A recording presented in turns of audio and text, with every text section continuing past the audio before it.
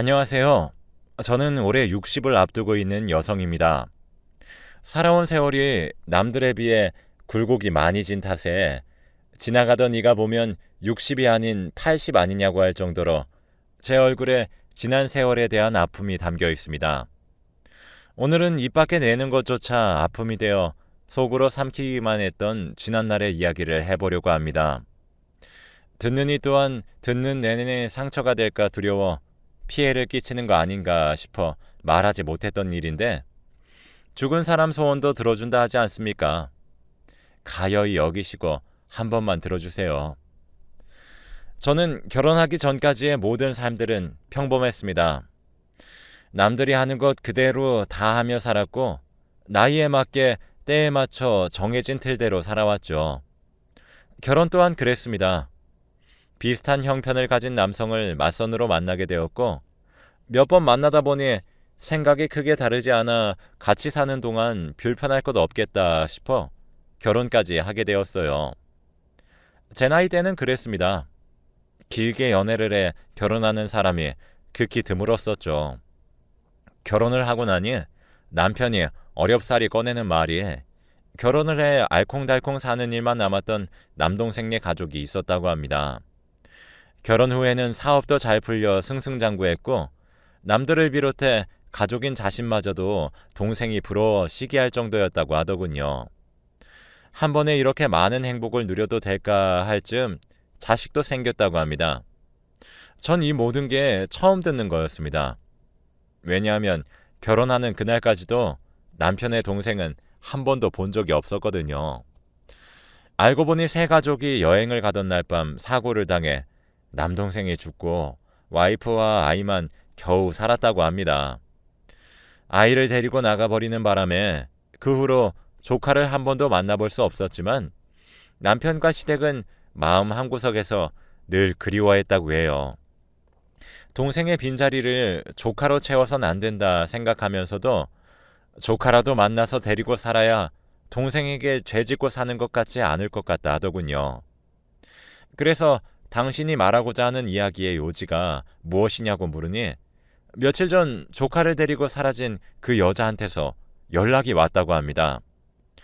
생활고로 힘들지만 어떻게든 아이만은 데리고 자신이 살려고 했지만 밥을 굶은 지가 며칠째인지 셀 수도 없고 번듯한 집이 없어 지하철역에서 잠을 잔 날이 많아 아이에게 썩은 냄새가 날 지경이 되니 자신이 데리고 있겠다 욕심을 부리는 것이 아동학대는 아닐까 싶다면서요.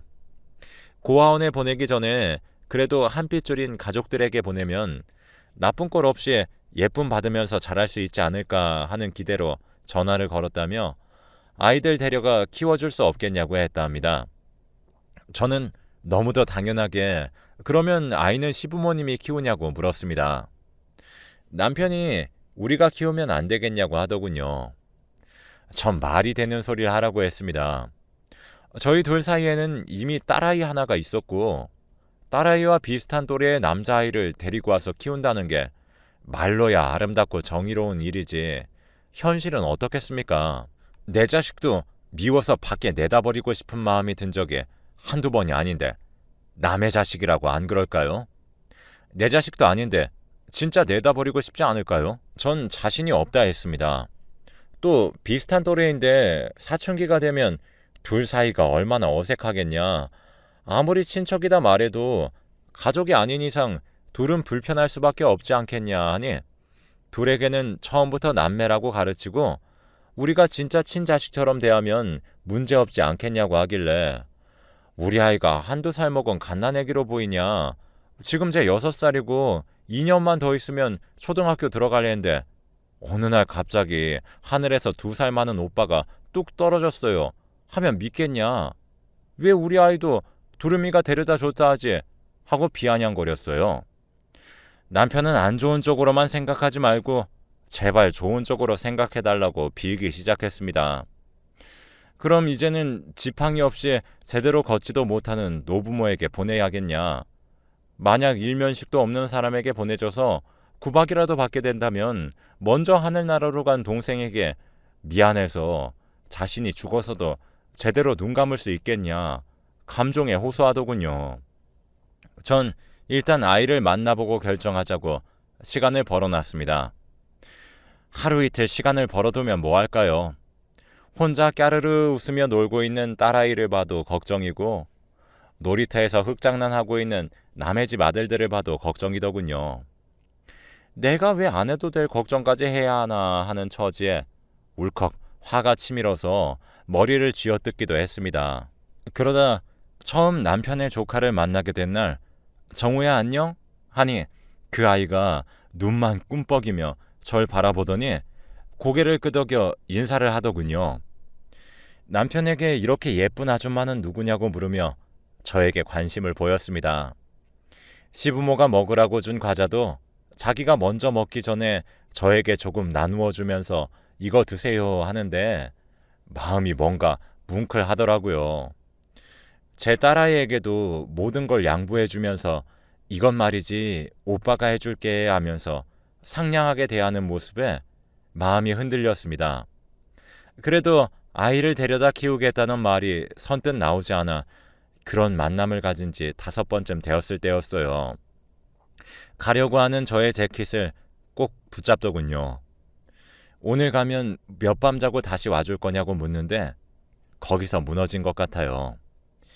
이 아이는 내가 아무리 힘들고 괴로워도 데리고 키워야 할 운명인 것 같다 생각이 들어 그날 밤 짐을 몇 개 챙겨 데리고 왔습니다. 그렇게 정우를 포함해 4가족이 함께 살기 시작했어요. 정우가 고학년이 되기 전까지는 집에 별다른 문제가 없었습니다. 적응은 잘 할 수 있을까 걱정했지만 친구들도 많이 사귀었고 여자친구들 사이에서도 인기가 꽤 많았었거든요. 제 딸아이가 오빠 학교에서 인기 최고 많고 언니 오빠들이 자기한테 제일 잘해준다면서 쫑알쫑알 떠들길래 내가 그동안 했던 걱정들이 죄스럽게 생각이 될 정도로 정우에게 고맙고 미안했습니다. 하지만 언제부턴가 아이가 조금씩 변하기 시작하더라고요. 시기가 정확하진 않지만 고학년이 되던 때부터였던 것 같아요. 대놓고 동생을 괴롭히진 않지만 딸아이가 억울해하는 날이 많아졌고 무슨 일이냐고 물으니 정우 눈치를 보느라 제대로 대답하지 못하곤 했어요. 저 또한 묘하게 버릇없이 행동하는 정우를 혼내자니 너무 예민하게 구는 것 같기도 하고 또 진짜 잘못을 한 거여도 친엄마가 아니기 때문에 애를 혼냈다가 역시 지 아들 아니라고 저러네 같은 소리를 듣기 싫어서 더 참았습니다. 그런데 학교에서 연락이 온 거 아니겠어요? 어머님과 정우에 대해 상담하고 싶다면서요. 학교에 가서 선생님 얼굴을 마주하니 차마 저에게 어떻게 말을 꺼내야 할지 몰라 입술만 깨물고 계시는 거예요. 괜찮다. 어떤 말이 하고 싶으냐. 있는 그대로 말씀해 주셔라. 그게 저에게 도움이 되지 않겠냐고 하니 이런 말 불쾌하시겠지만 화내지 마시고 끝까지 들어달라 하시더군요. 선생님 말씀은 그랬습니다. 정우가 또래 친구들과 잘 어울리고 성적도 좋고 또 이성 친구들에게도 인기가 많아 문제는커녕 모두 정우 반만 했으면 좋겠다 싶었다고 해요. 하지만 시간이 지날수록 정우가 드러나게 이렇다 할 문제 행동을 하진 않았지만 작게나마 정우 주변에서 끊임없이 사건 사고가 있었다고 해요. 친구가 다리를 접지른다거나 숙제를 잃어버리고 여자아이들끼리 사이가 와야 된다거나 아니면 선생님 물건이 사라지는 등 그게 정우랑 무슨 상관이겠냐 했지만 희한하게 정우에게 무언가 불쾌감을 주었을 때 상대방에게 꼭 안 좋은 일이 일어났었다고 해요. 처음엔 괜한 짐작일 거다. 애먼 짐작으로 애 잡지 말자 싶기도 하셨지만 점차 그 대상이 커져가고 있었다고 합니다. 아무런 접점이 없던 아이에게 의도적으로 골탕을 먹이는 등 그 행위를 게임처럼 하더라는 거예요. 그 모습을 보고 있자니 어쩐지 싸한 마음이 들어 자신도 사람인지라 정우를 의도적으로 피하게 되었다고 합니다. 그랬더니 하루는 정우가 옆에 와서 다른 사람에겐 들리지 않을 정도로 선생님은 알죠? 그런데 선생님이 이래도 되는 거예요? 하길래 자신에게 해코지할까 싶은 마음에 억지로라도 전처럼 대하려고 노력하고 있다는 거예요. 그러며 하는 말이 가족에 대한 이야기를 할 때마다 애가 달라지는 게 느껴진다고. 특히 엄마 이야기를 할 때면 애가 감정이 북받쳐 우는 날도 있었다고 하면서 혹시 가정 내에 무슨 일이 있는 거냐고 하시기에 솔직히 말씀드렸어요. 정우 친부모가 아니다. 정우도 알고 있는 사실이겠지만 자신 친엄마에 대해 어떤 잊지 못하고 있는 감정이 있는 줄은 몰랐다. 우리 앞에서는 아이가 한없이 밝은 모습만 보여주고 있다. 친구들과 그런 일이 있었다는 건 듣기성 유쾌한 내용은 아니지만 선생님의 짐작이 오판이기 전에 사실일 수도 있는 문제이니 조금만 더 유심히 지켜봐 주시고 가정 내에서도 지켜볼 테니 혹시 문제 일으킬 경우 아이 아빠보다 나에게 먼저 연락을 달라 말씀드리고 일어서려고 했습니다. 근데 저희 딸아이 담임이라는 분께서 저를 붙잡더군요. 어머니 드릴 말씀이 있습니다 하는데 딸아이가 언젠가부터 급격히 풀이 죽어 집에 가기 싫다, 집에 안 가면 안 되냐는 질문을 해왔다고 해요. 일기를 봐도 의미 없는 낙서가 많기도 하고 오빠 이야기를 많이 하던 아이인데 오빠 이야기만 나오면 정색을 하기 시작하고 집에 혹시 무슨 문제가 있냐고 하시기에 이런 말 하기에 엄마로서 망신스럽지만 잘 모르겠다 답하고 집에 와 딸아이 가방을 뒤졌습니다. 일기를 살펴보니 첫 페이지의 일기와 제일 최근의 일기는 확실히 다르더군요. 내용도 많이 어수선해졌고 의미 없는 낙서도 많이 보였습니다. 하지만 글씨체 같은 게 정우 글씨체 같더라고요. 딸아이가 피아노 학원을 간 사이 정우야 너 이게 무슨 낙서인지 알아? 하고 물으니 모르겠는데요 하며 말끝을 흐리길래 그래 알았다 하고 일어서는 제 뒤로 정우의 작은 목소리가 들렸습니다. 들킨 줄 알았네. 그런 일들은 정우가 고등학교 졸업할 때까지 종종 있었습니다. 이렇다고 혼을 낼 수 있는 정도는 아니지만 그렇다고 넘기기에는 괜히 호구가 되는 것 같은 일들이요. 애가 뭔가 쎄하다 싶다가도 이것 가지고 뭐라고 하는 건 내가 유난이다 싶은 것들 말이에요. 그런 정우가 대학교에 입학하고 나서는 막 나가기 시작했습니다. 거실에서 담배를 피우는 건 물론이고 술을 마시고 들어와 집안의 물건들을 집어 던지기도 하고 친구들을 데리고 와 술 파티를 벌이지 않나 제 지갑에 손을 대기도 하고 남편 물건을 몰래 가져다 팔기도 하더군요. 딸아이 방에는 죽은 벌레를 던져놓는 등의 행동을 하기 시작했어요. 뭐라고 하고 혼을 내면 자신이 자신 화에 못 이겨서 뒤로 넘어가더군요. 무서웠습니다. 어느 날은 노이로제에 걸릴 것 같더군요. 이러다 내가 죄를 신고할지도 모르겠다고 하니 정우가 던진 물건에 이마가 찢겼으면서도 불쌍한 애한테 그런 단어를 입에 올리고 싶냐면서 당신 그렇게 매정한 사람이냐고 저에게 되려 화를 내는 거예요. 남편이 자리를 박차고 나갈 때 문 밖에서 다 듣고 있던 정우와 눈이 마주쳤습니다. 집이 어두워 제대로 보이지 못했지만 어둠 사이로 저를 바라보고 있는 정우는 마치 꼭 다음은 너야 이런 식으로 협박하는 것만 같았어요. 아무튼 많이 혼란스럽기도 하고 어떻게 해야 할지 갈피도 안 잡히고 남편은 비협조적이고 딸아이도 걱정되고 대놓고 표현하지 않았지만 돌려 말해 딸아이는 같은 지역에 있는 제 여동생네 집에서 잠시 학교를 다니기로 하고 정우와 남편 저 셋이서 지내게 되었습니다. 그때쯤 시부모님이 해외여행을 다녀온다 하시길래 우리 선물도 사오시라 했고 정우도 데리고 가시는 게 어떻겠냐고 하니 정우가 절 째려보더라고요. 전 나쁜 의미가 아니라 정말 순수하게 어른이 되기도 했고 딸아이처럼 학교를 다녀야 하는 것도 아니니 시간적 여유가 있을 때 놀고 오라고 하는 건데 기분이 나빴나 보더라고요. 시부모도 그 눈치를 읽고는 정우는 지 친구들하고 더 놀고 싶은 나이지 하고 웃어 넘기시더군요. 두 분이 떠나고 남편은 멀리 출장 갔습니다. 집에 저랑 정우만 둘이 있는 건데 여간 어색하고 불편할 게 아니겠어요. 전 시부모네 집이 오랜 시간 비어있으니 가서 청소라도 좀 해둬야 할 것 같다는 핑계를 대고 시골로 내려갔습니다. 그리고 늦은 밤 새벽 밖이 소란스러워지더라고요. 음악 소리도 높게 틀어놓고 소리 지르며 대화하고 무슨 일인가 싶어서 나가려고 하니 방문이 잠겨 나가지지 않았습니다. 문을 쾅쾅 치며 밖에 누구 없냐고 하니 엄마 저 정우예요 하니 소름이 쫙 끼치는 게 아니겠어요. 이게 무슨 짓이냐 당장 문 열어라 하니 자기는 그러고 싶은 마음이 없대요. 전 방 안에서 갇힌 채 아이들이 소리 지르고 노는 걸 가만 듣고 있어야만 했어요.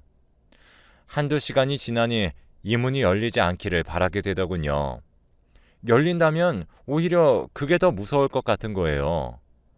근데 밖에서 아이들끼리 떠들면서 하는 말이 정우가 계속 아니 우리 아빠라는 사람이 이런 식으로 아빠를 찾는데 저를 지칭하는 말을 할 때는 아줌마라고 하더군요. 이상하다 싶은 거예요. 남편은 삼촌이 아닌 아빠고 나는 엄마가 아닌 아줌마라니 그럼 우리 남편이 사실 아빠라는 건가 싶더군요. 아침 해가 뜰 무렵에는 하나둘씩 자기 시작해서 소음이 잦아들었고 정우가 그제서야 문을 열어주더군요. 딱 3분 기회를 줄 테니 서울에 올라가라고요. 자기는 친구들과 더 놀다 갈 테니 이런저런 잔소리할 생각이나 아니면 어른들에게 이런 일이 있다고 고자질할 생각이면 3분 후에 무슨 일이 일어날지 자기랑 겪어보겠냐고 하길래 떨리는 몸을 겨우 진정시키면서 집을 나섰어요. 정우가 배웅인지 몰라도 따라 나왔길래 차에 타서 문 밖으로 선 정우를 향해 시동을 걸며 물었습니다. 정우야, 내가 서운한 게 한 것 있니? 정우는 어이가 없다는 듯이 웃으면서 멍청한 거예요? 아님 순진한 거예요? 하기에 다시 물었습니다. 내가 너에게 상처를 준 것이 대체 무엇이니? 고칠게. 알아야 나도 고칠 거 아니니? 하니 정우가 하는 말이 아빠가 울며 불며 자기한테 빌기 전까지 오돌오돌 떨며 하루하루를 불행하게 살 건 너희 두 모녀라고 하는 겁니다. 그 길로 출장 간 남편에게 소리소리 질러 당장 서울로 오라 말해 불러놓고 말했습니다. 애가 이렇게 말한다. 무슨 의미냐? 내가 최악의 최악까지 생각하기 전에 당신이 솔직하게 모든 걸 말해서 내가 불필요한 오해는 하지 않게 해줬으면 좋겠다 라고 말했습니다. 그러자 남편이 드디어 올 것이 왔다는 얼굴로 한숨을 푹 쉬더니 하는 말이 사실 저에게 조카라고 했던 정우는 조카가 아니라 자신의 친아들이라는 거예요. 어려서 부모님이 공장을 하셨었는데 그때 공장 다니던 누나를 만났었고 그 누나 사이에 있었던 아이라는 겁니다. 자신은 아이가 있다는 사실을 알기 전 부모님의 반대로 누나가 쫓겨나듯 해고를 당해 연락이 닿지 않아서 아이가 있는 줄도 모르고 살았었다고 해요. 그렇게 누나를 잊고 저를 만나 결혼하게 되었고요.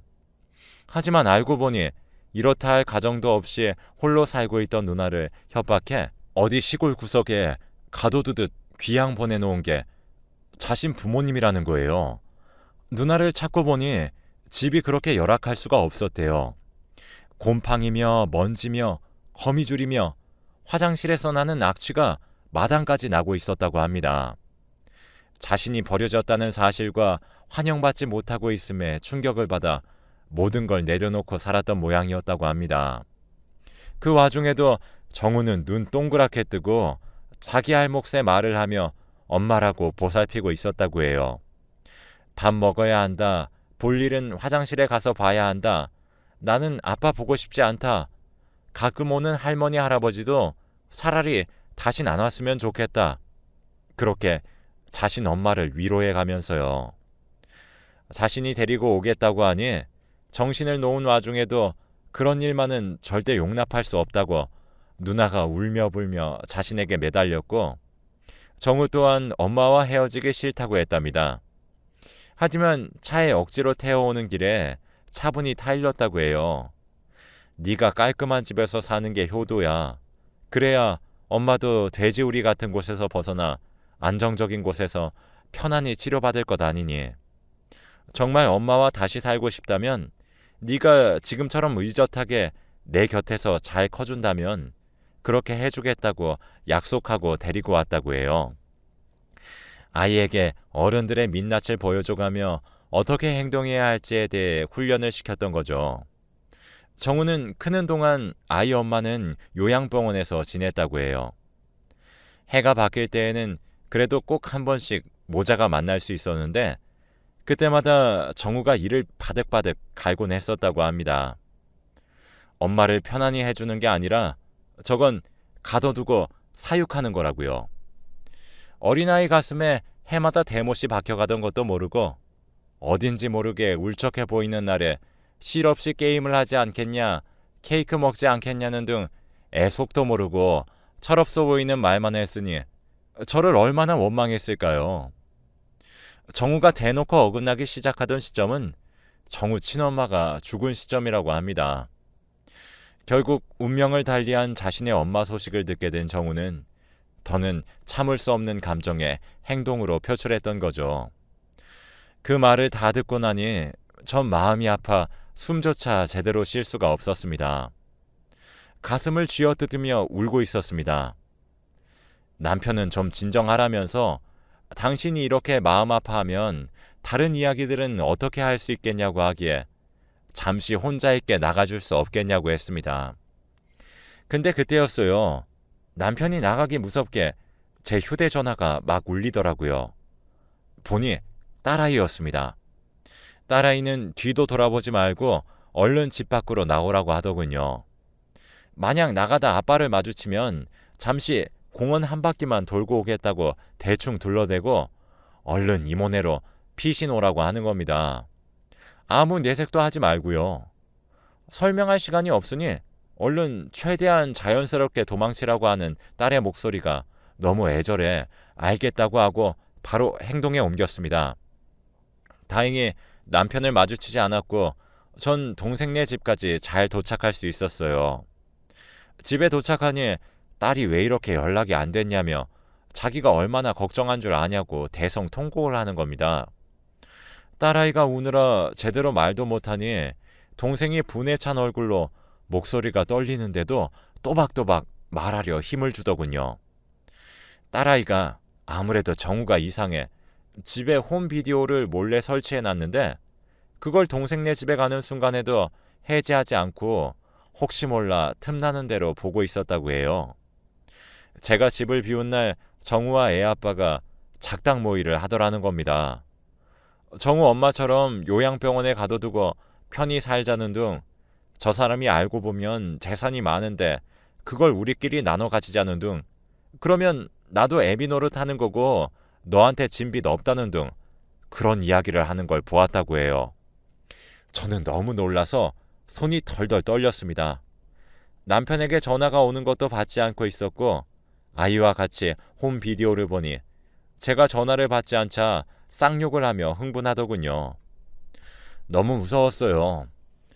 저런 사람인 줄도 모르고 몇 년을 함께 아이를 낳고 살았으며 제 앞에서 한 이야기 또한 모두 거짓이었다는 걸 안 이후로요. 엄마 아빠에게도 전화를 걸었습니다. 전화를 거니 저에게 대뜸 요즘 괜찮냐고 하길래 무슨 말씀이시냐고 하니 얼마 전에 애 아빠가 와서 아무래도 제가 이상한 것 같다고 병원에 가야 할지도 모른다는 식으로 말을 흘렸다고 해요.